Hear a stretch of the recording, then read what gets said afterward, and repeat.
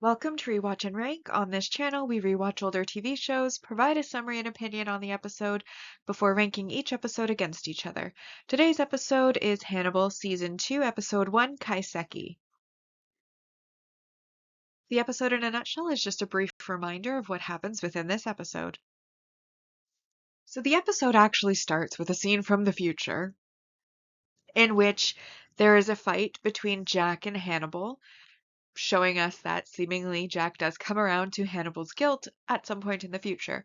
We then get a little word on screen 12 weeks earlier, and we see Jack and Hannibal having a seasonal sashimi for dinner, and where they talk about Will and how he's made some accusations against Hannibal, and because he's made those accusations, Hannibal just for show really is going to have to be superficially investigated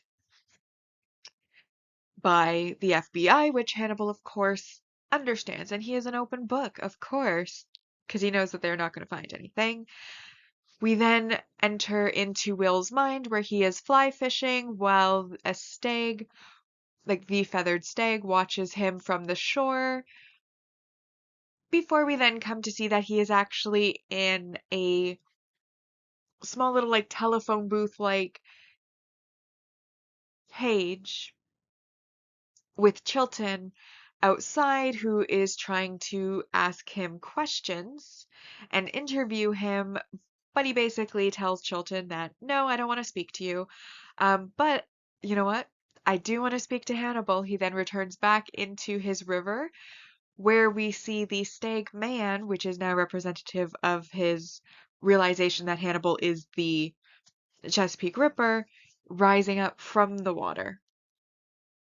It then moves on to a scene where Jack has a meeting with Alana and Cade, who is an investigator with the FBI, who basically is saying that they're going to have to do an internal investigation because Alana filed a report on Jack for his lapse of judgment as it concerns Will. However, the FBI really wants this to kind of go away, so she asks Alana to withdraw her report, and Alana refuses because she basically says that Will's life has been destroyed and that needs to be a matter of record, and so she's not going to do that. And Cade tells them that things are going to get ugly.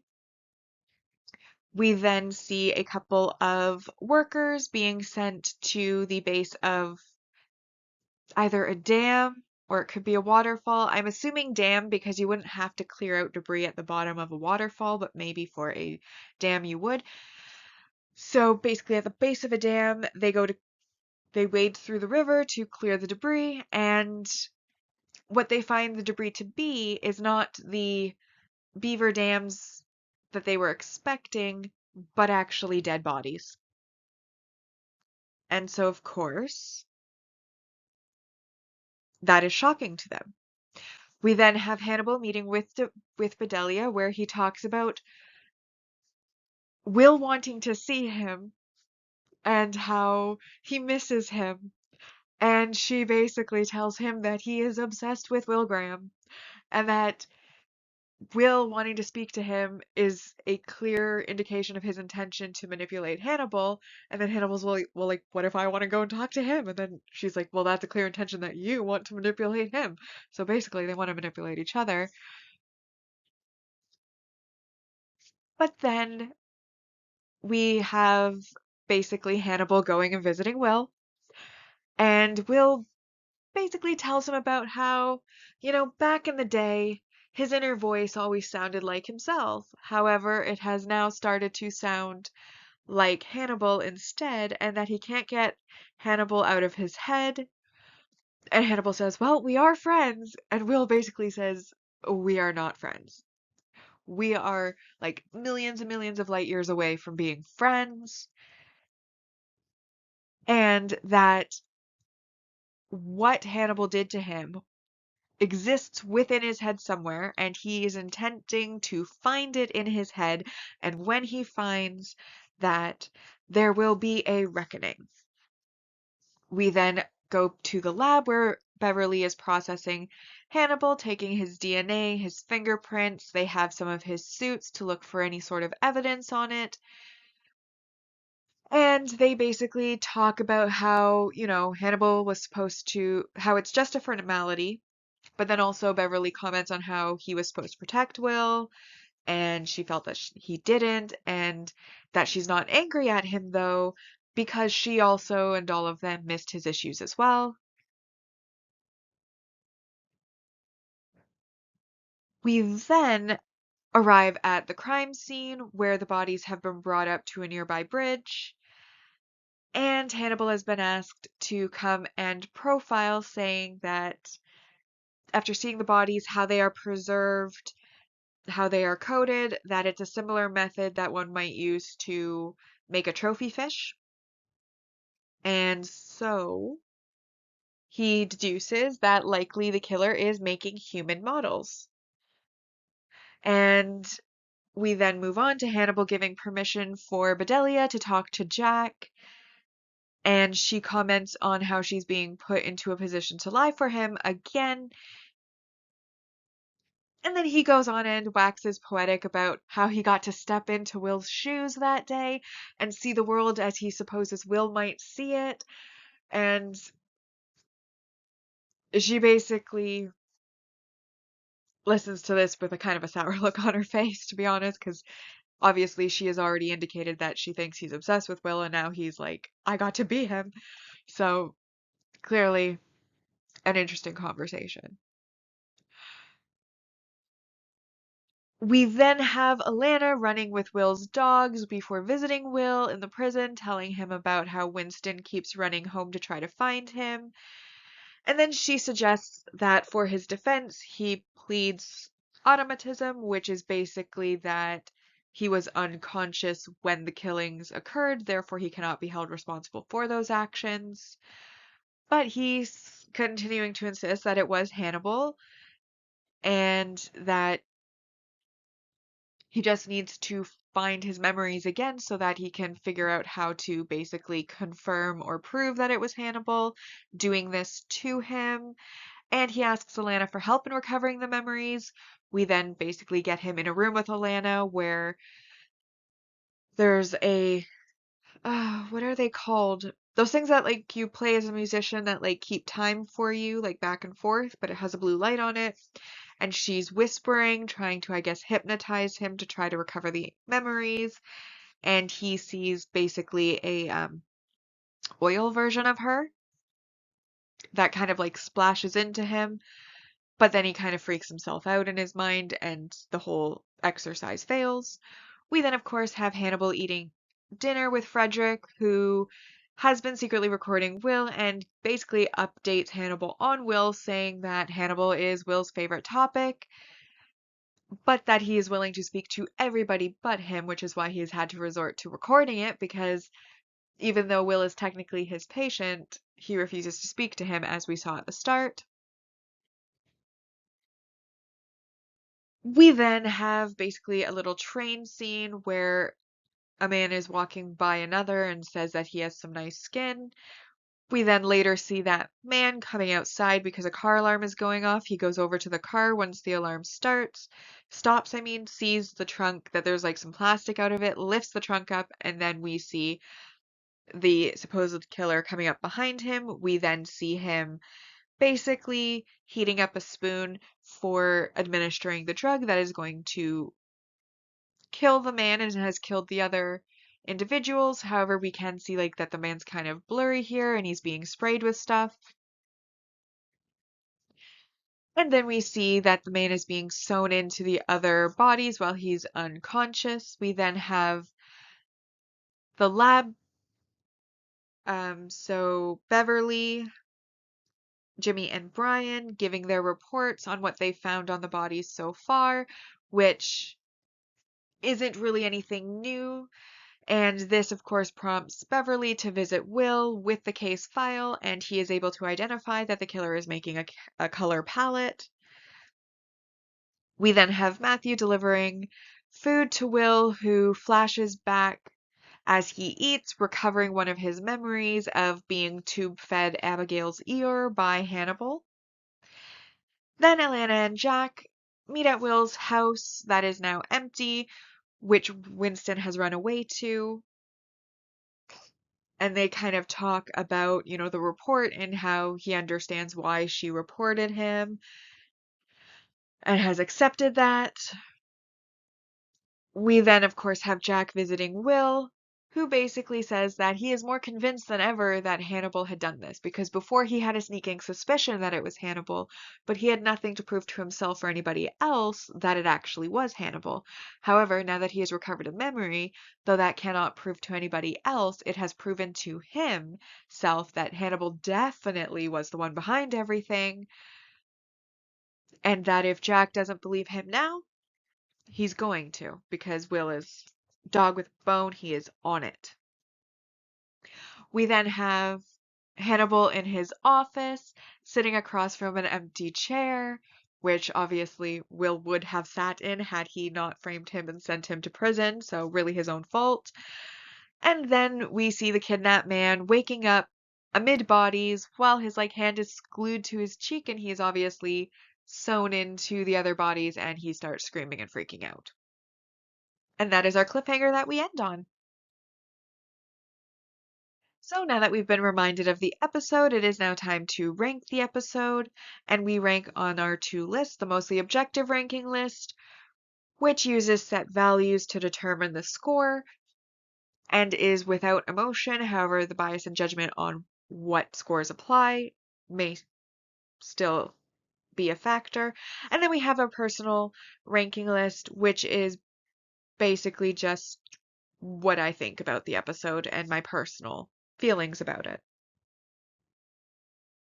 So, of course, to start with, we have our multi-episode supporting character introductions. We have Cade Purnell, who is the FBI's internal investigator who has the meeting with Jack and Alana and is going to be investigating Jack and his conduct as it pertains to Will. We then also have the introduction of Matthew Brown, who is only briefly on screen to deliver food to Will, so I was kind of questioning whether this should be the introduction or that should be considered a teaser. But I decided to go ahead and add it just because that is where my judgment led me. So that is 2 points each, which brings us to a total of 4 points. We then have our multi-season supporting characters development, which is, of course, that Jack is under investigation for misconduct and that this is based on Alana's report.